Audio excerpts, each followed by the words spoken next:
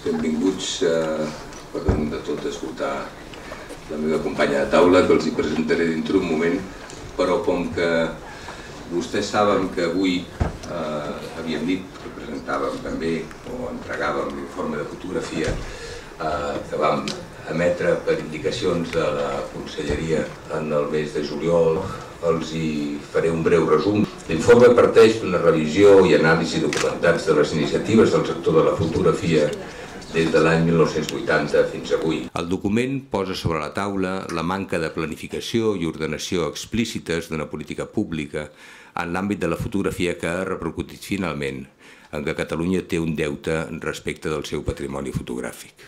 Pel que fa a les polítiques patrimonials, proposa reforçar i ampliar les institucions ja existents, planificar estratègies no intrusives i reforçar les estructures descentralitzades a tot el territori, per entendre bé la diferent responsabilitat patrimonial que afecta a arxius públics i a museus i centres d'art. No crear nous centres o museus amb funcions patrimonials, sinó treure rendibilitat de les estructures existents. Es destaca el necessari establiment amb urgència d'un Pla General del Patrimoni Fotogràfic, que comptés amb la creació d'un observatori o comissió professional de la fotografia vinculada a un Departament de Fons Nacional d'Art de l'Agència Catalana de Patrimoni Cultural. S'analitza la deficitària situació de la presència de la fotografia en el sistema educatiu. A nivell universitari, urgeix garantir la presència de l'oferta d'estudis vinculats a la fotografia. L'informe del Conca, finalment, també proposa que les institucions treballin coordinadament en una xarxa nacional de patrimoni fotogràfic a Catalunya per evitar la desconnexió actual i establir un portal web de referència per al patrimoni fotogràfic del país. És per nosaltres un autèntic honor i un privilegi tindre aquesta tarda aquí parlant-nos a la gran dama de la fotografia francesa, Agnès de Gouvion-Saint-Cyr, qui durant 35 anys ha estructurat i ha desenvolupat tot el que és la xarxa de fotografies a França. Merci, Monsieur le Président. C'est vrai que votre livre blanc sur la photographie, c'était un travail très dense, très fouillé, très précis, et qui pour moi revêt une importance considérable dans la mesure où j'ai quand même consacré une grande partie de ma vie à la photographie. À la différence de votre pays, les choses étaient un peu particulières. Tous les Français savent qu'il y a un lien particulier entre la France et la photographie. Le 3 juillet 1839, que le député Arago défend l'idée auprès de ses collègues d'acquérir le brevet de la photographie pour l'offrir au monde. Ça a permis de créer des collections extrêmement importantes. Du rôle, de sa fonction, de son éthique et de son esthétique se sont posés très très rapidement.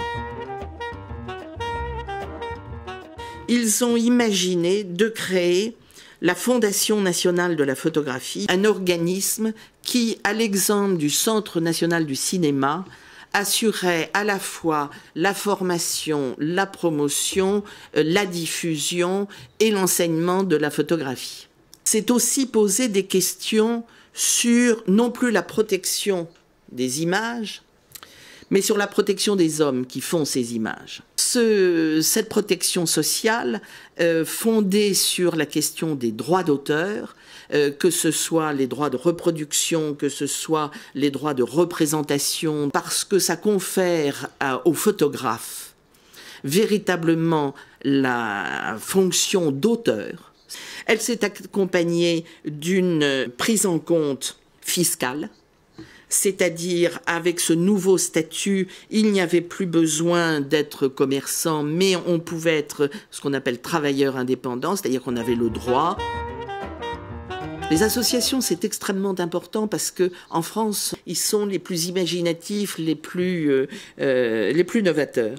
Les festivals, une aide toute particulière aussi à la critique d'art. On a besoin de critiques d'art pour réfléchir et penser. Gardez ça en tête, donc où il y a un musée, où il y a un centre d'art, où il y a un FRAC, où il y a une école, où il y a une structure photographique par région, au moins.